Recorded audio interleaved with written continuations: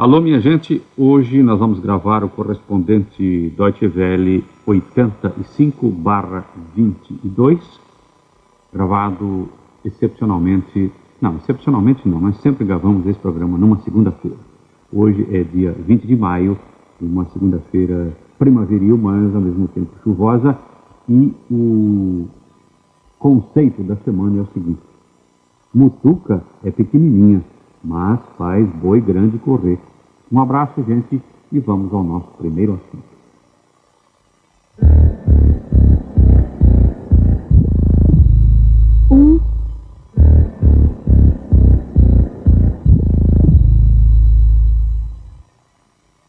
Você disse muito bem, é de causar inveja. 120 dias livres por ano, sem contar as férias. Além dos feriados e dias santos, a maioria dos alemães trabalha 5 dias por semana. Nos últimos 30 anos, o número de horas de lazer aumentou em 70%. Horas de lazer sem contar o tempo para dormir ou comer. Só para ficar ali de barriguinha pro ar. Que beleza, dirão vocês, quero ir para a Alemanha. Espera aí, como tudo no mundo, também existe o outro lado, o lado negativo. A outra face da medalha. Por exemplo, quanto maior o número de horas de folga, maiores os gastos. Graças a isso, a indústria do tempo de lazer da Alemanha Federal ganha por ano 160 bilhões de marcos. É dinheiro para chuchu. Minha gente, matar o tempo também custa dinheiro. Qualquer atividade que você queira fazer vai ter que gastar, e gastar muito. Por um lado. Por outro, segundo as estatísticas médicas, quanto maior o seu quociente de horas livres, maior também o risco de ficar doente. Até o simples fato de você ficar numa poltrona assistindo programas de televisão pode provocar doenças cardíacas. A imobilidade, acompanhada de bebidas, doces, salgadinhos, é perigosa. E os exemplos vão se multiplicando ao infinito. São as chamadas doenças do lazer. Da Alemanha, Enio Infante, Rádio Deutsche Welle.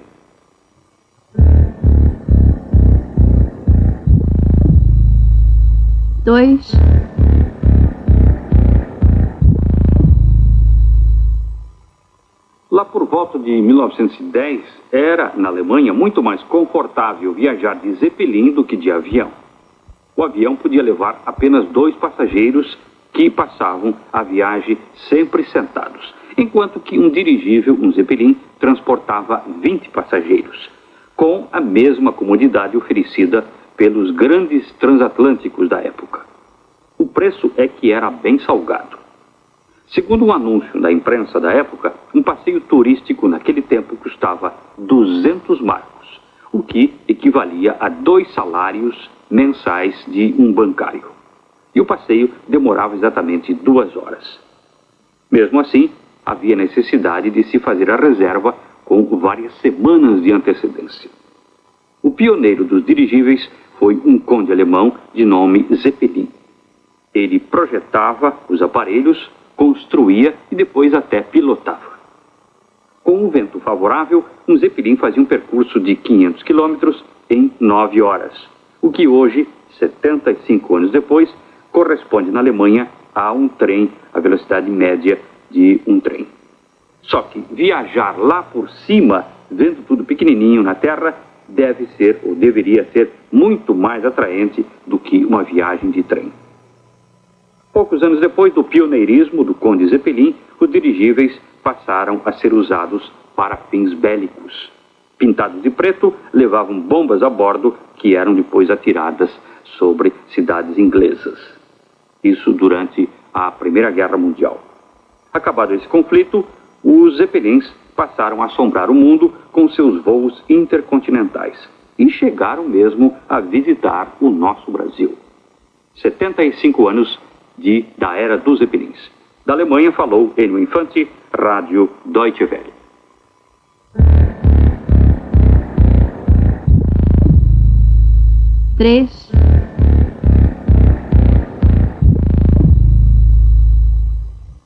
No No fundo, o problema todo está na maneira de ser do povo holandês, isto é, bastante liberal. Um liberalismo que aceita a presença de uma rainha no país em pleno século XX. Mas, ao mesmo tempo, essa liberalidade não tolera a proibição da pílula anticoncepcional pela Igreja Católica, entre outros itens. O fato é que, provavelmente, em nenhum outro país visitado, o Papa João Paulo II teve tantas manifestações de protesto. Algumas bastante visíveis, como, por exemplo, o pequeno número de pessoas nas ruas para vê-lo naquele famoso Papa Móvel, ou até mesmo nas missas. Pouca gente. Comentando a passagem do Papa pela Holanda, um grupo de jornalistas católicos da Europa não teve dúvidas quanto à situação geral. O Sumo Pontífice aparece aos olhos dos católicos muito mais como um juiz inflexível do que um pai querido. Uma situação que, ao que parece, não vai sofrer nenhuma alteração, pelo menos a curto prazo. Outra acusação feita com insistência pelos católicos europeus é quanto ao celibato dos padres. Fato que vem provocando uma espécie de esvaziamento dos seminários. Mesmo assim, o Papa continua se mostrando inflexível. Sua resposta é sempre citar o Evangelho. A seara é grande, mas os operários são poucos. Já no tempo de Cristo, mas ainda agora, na época em que vivemos. Da Alemanha, Enio Infante, Rádio Deutsche Welle.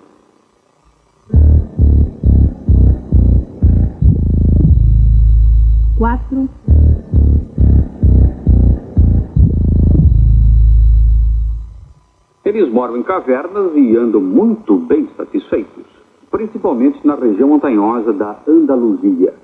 E olhe que não se trata apenas de jovens que decidiram morar numa caverna apenas como uma alternativa residencial. É gente de todas as camadas sociais.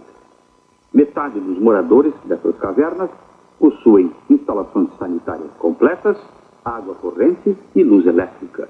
E ainda uma vantagem de não precisar se preocupar com as mudanças do clima. Tanto no verão ou no inverno, a temperatura é sempre agradável. A ideia de passar uma temporada numa caverna também já está atraindo a atenção dos turistas. Em várias cidades andaluzas podem ser encontrados anúncios na imprensa oferecendo uma caverna para alugar ou até mesmo para comprar. Na província de Granada, aquela da famosa canção, viver em cavernas é coisa muito antiga. Calcula-se que lá pelo século XVI era bastante chique ser proprietário de uma dessas habitações. E muitas vezes cavadas à mão na rocha. Daí a sugestão que vem da Espanha. Com a crise de moradias, morar numa caverna. Enio Infante, o seu comunicador internacional.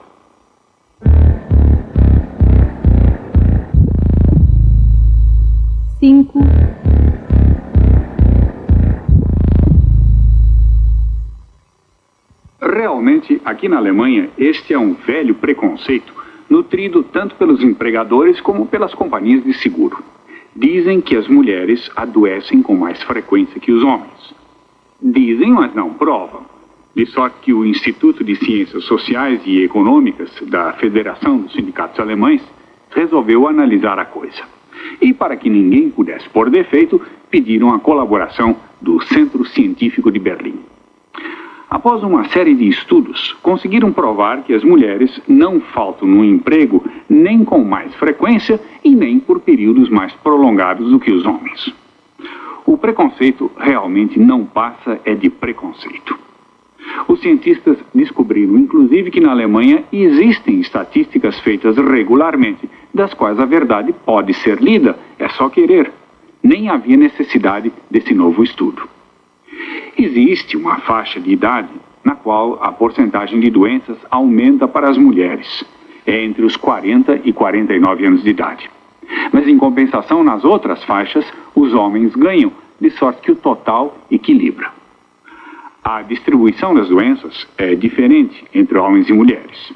Elas sofrem mais de males provenientes do duplo papel que são obrigadas a representar em função do trabalho profissional fora de casa e o de mãe e dona de casa no lar. Além disso, existem certas profissões tidas como femininas que provocam doenças específicas. São as montadoras e soldadoras nas indústrias de rádios e similares, mas também as mulheres que ficam selecionando qualquer coisa que passa à sua frente numa esteira rolante. Peixes, tomates, o que for. Vivem com os músculos retesados, trabalhando contra o relógio e eventualmente até em turnos inconstantes. O estudo provou, pois, que muitos lugares de trabalho considerados pouco salubres são ocupados justamente por mulheres. Não se pode, nesses casos, culpá-las pelas doenças resultantes. Da Alemanha, Victor Hegel, Rádio Deutsche Welle.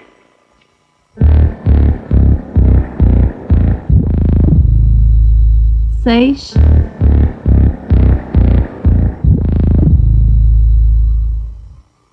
As revoltas em prisões brasileiras, principalmente no estado de São Paulo, têm ocorrido com certa frequência ultimamente. O que talvez tenha passado desapercebido por aí é que aqui na Europa anda acontecendo a mesma coisa, notadamente na França. As estatísticas daquele país acusam que a quantidade de suicídios atrás das grades também está aumentando de ano para ano. Recentemente, registraram-se meia dúzia de suicídios em prisões francesas numa única semana. De janeiro até meados de abril deste ano, o número de mortos por enforcamento, pulsos cortados e outras coisas mais somou 20. Os que se matam são quase sempre jovens que estão à espera de julgamento ou então cumprindo penas breves. No ano passado, foram 58. E a opinião pública francesa está agitada e exigindo explicações. A resposta dos especialistas é lapidar. As prisões estão superlotadas e oferecem condições desumanas. As prisões francesas têm lugar para 32.500 detentos, mas abrigam 45 mil. Aí está o motivo das revoltas ocorridas de norte a sul do país. Em sinal de protesto, os prisioneiros sobem aos telhados, ocupam escritórios, tocam fogo nos ambulatórios, nas oficinas e bibliotecas. Alguns lançam mão do expediente da greve de fome. Tanto aí como aqui, há muita coisa errada nesse campo.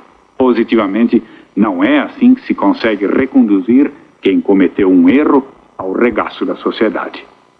Da Europa, Victor Hegel, Rádio Deutsche Welle.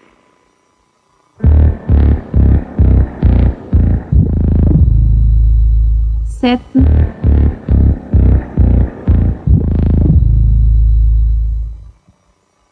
Estes organismos, também conhecidos por grupos a favor do terceiro mundo, realizaram há pouco em Friburgo mais um congresso nacional.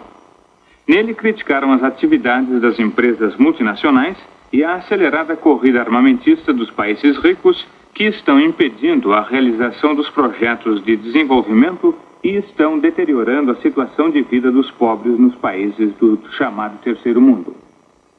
Os mais de 500 participantes também chamaram a atenção para os perigos que representa a exportação dos agrotóxicos por parte da Alemanha Federal, que aqui são proibidos de serem usados devido à sua grande periculosidade e ao seu veneno, mas que são liberados para a exportação. O Brasil também foi citado no Congresso como exemplo de exploração das multinacionais e consequente piora contínua do nível de vida de suas populações mais carentes. Uma participante da Índia disse que em seu país os problemas ambientais estão tornando os pobres cada vez mais dependentes dos ricos. Projetos gigantescos de barragem estão expulsando milhões de pessoas de suas terras, deixando-as totalmente à mercê dos poderosos. O Congresso Anual e as atividades dos grupos de solidariedade com o terceiro mundo têm o apoio da Igreja Evangélica da Alemanha Federal. Arno Rochol, Rádio Deutsche Welle, Colônia.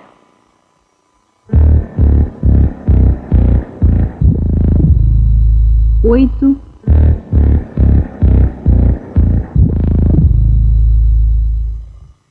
A mudança de governo em Bonn certamente foi o toque final para que a visita do ditador paraguaio finalmente saísse.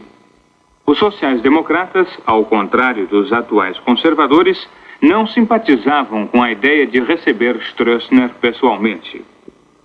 Agora, no entanto, alguns amigos do ditador paraguaio estão bem posicionados e têm influência no atual governo, como é o caso do governador da Baviera, Franz Josef Strauss, amigo de Stroessner. O pai do presidente paraguaio, aliás, nasceu na Baviera, e não são só afinidades políticas, portanto, que unem atualmente os dois estadistas. A visita do ditador, naturalmente, que também está sendo muito criticada na Alemanha, ao que o porta-voz do governo, Peter Bönig, retrucou outro dia em Bonn. Onde é que vamos parar se a política exterior alemã se guiasse só pelo gosto ou desgosto de uma parcela política do país? Enfim, apesar de haver um grande número de políticos na lista de espera dos convidados, Dom Alfredo virá em julho à Alemanha com manifestações de protesto ou não. Da Alemanha, Arno Rochow, Rádio Deutsche Welle, Colônia.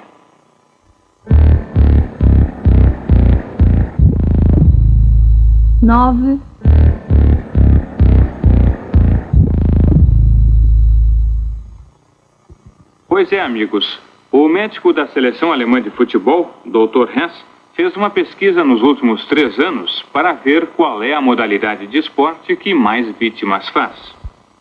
E como já ouvimos, é o futebol. Depois dele vem o handebol e o basquete. 1/3 dos ferimentos são luxações. Curioso também é que os atletas entre 19 e 21 anos são os que mais se lesionam, numa proporção de 231 para 10 mil ativos.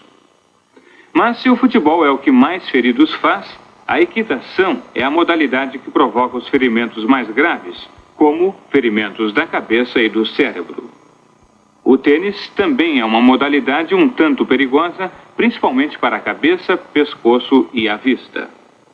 Os ferimentos na vista são 25 vezes mais numerosos do que em outras modalidades desportivas no tênis.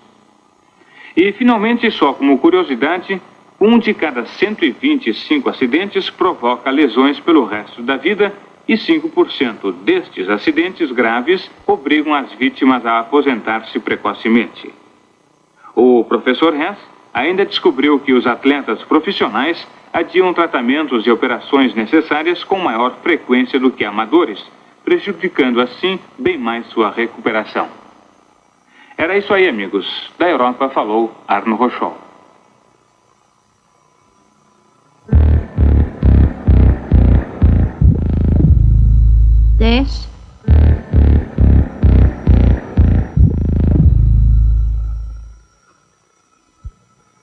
O automóvel sempre foi um dos alvos preferidos dos amigos do alheio no mundo inteiro. Protegê-lo tornou-se então uma necessidade e, ao mesmo tempo, tarefa para cucas iluminadas. Do Brasil, veio faz algum tempo a ideia de gravar o número da chapa nos vidros do carro. Isto encarece e dificulta o negócio dos larápios. E aqui da Europa está chegando agora a novidade de tornar o rádio do carro um objeto sem interesse. O maior fabricante holandês de rádios acaba de anunciar um aparelho dotado de um sistema de codificação por 3 dígitos que o próprio comprador escolhe e modifica à sua vontade. Uma vez acionado o dispositivo, o rádio bloqueia automaticamente assim que for cortada a ligação com a bateria.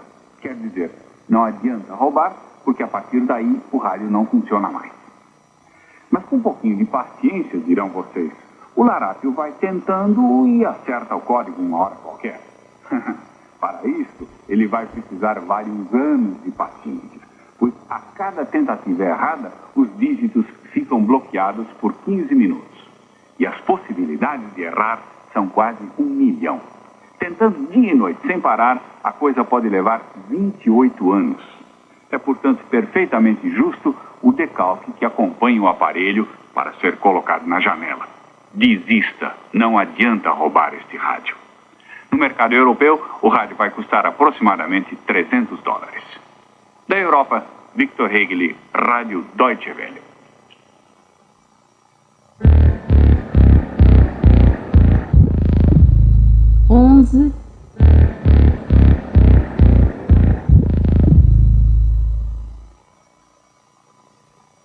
Ela é simples. Uma cachaçinha todos os dias, acompanhada de um bom charuto.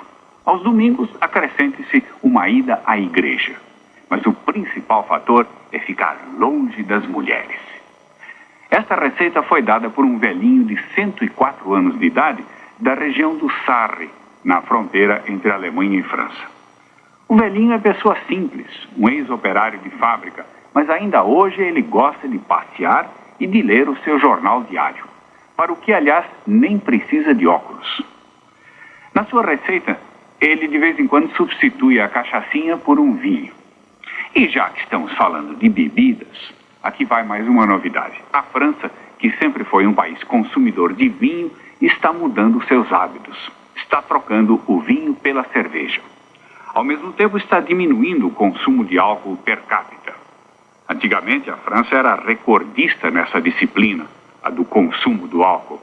Agora, diminuindo de ano para ano um pouquinho mais, ela está se equiparando ao consumo de outros países produtores de vinho, mas continua na ponta.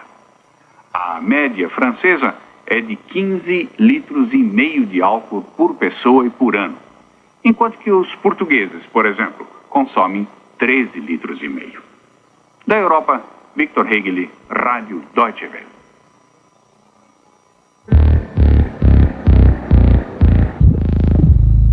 Doze.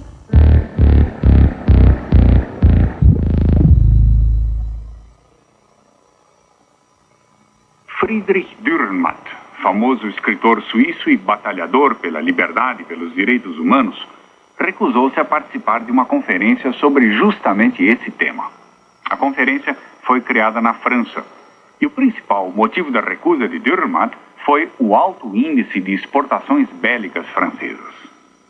Na sua resposta ao ministro da Cultura, o escritor disse que estava muito agradecido à França por sua atitude de apoio à Nicarágua, mas que considerava um país que exporta 62 bilhões de francos em armamentos por ano pouco adequado para abrigar uma conferência sobre esse tema. Confessou mais adiante no texto que, aliás, não conhecia país nenhum que fosse adequado.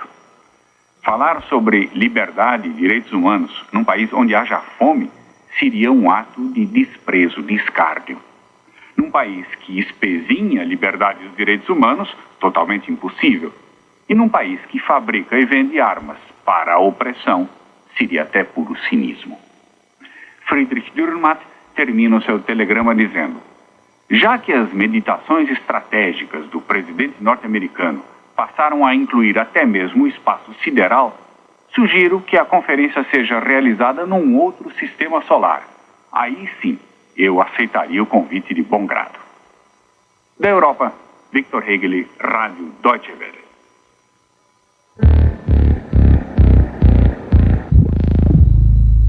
Treze.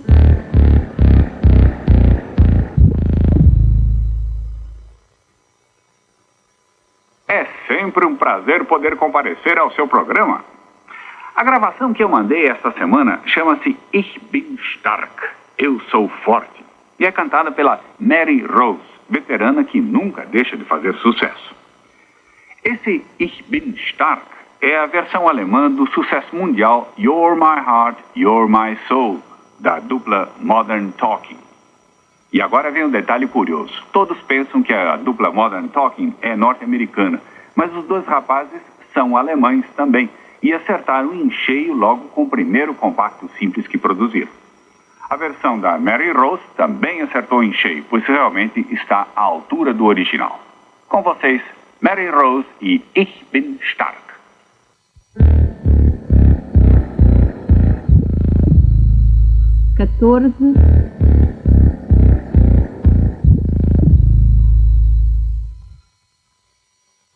Esta escola, esta academia alemã de cerveja, fica na cidade de Gräfelfing, perto de Munique.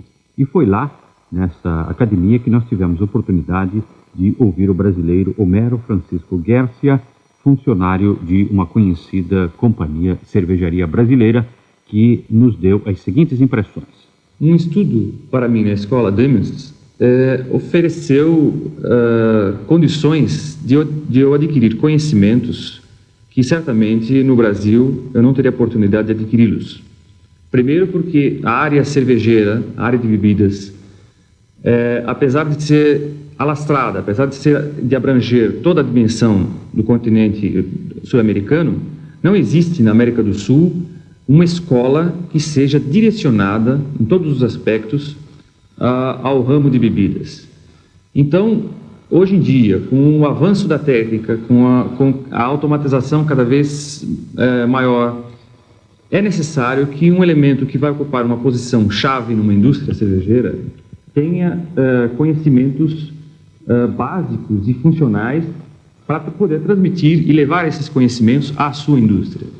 Então, nesse aspecto, eu considerei muito importante a minha estada na Dumins, porque através dessa estada eu tive a oportunidade de conhecer e estabelecer contato com pessoas e com procedimentos cervejeiros que certamente eu vou poder levar a cabo na cervejaria na qual eu trabalho. Bem, agora vamos ver o que é que o Homero Francisco Garcia vai nos contar sobre a prática, sobre o aproveitamento desse seu estudo aqui nessa escola de cervejaria da Alemanha quando ele voltar a São Paulo. O Brasil também conta com a sua tecnologia de processamento de bebidas. Eu, ao voltar ao Brasil, encontrarei na indústria em que trabalharei já uma certa disposição de equipamentos e uma certa disposição de uma certa metodologia, por assim dizer.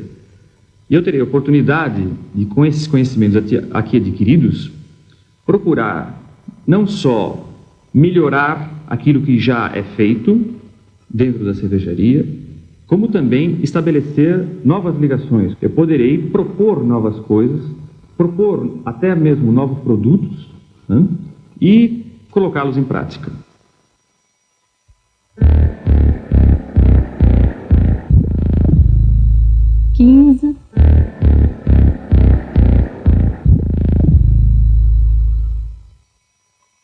E o Brasil continua fazendo sucesso na Itália, não apenas através dos nossos craques que lá se encontram jogando, mas sobretudo pela nossa música. E não só a música feita hoje no Brasil, que faz sucesso por lá, como também a música feita na década de 50, de 60. Estou me referindo à bossa nova. E como exemplo aqui está o saxofonista italiano Attilio Donaggio com uma bossa nova que ele intitulou Bossa.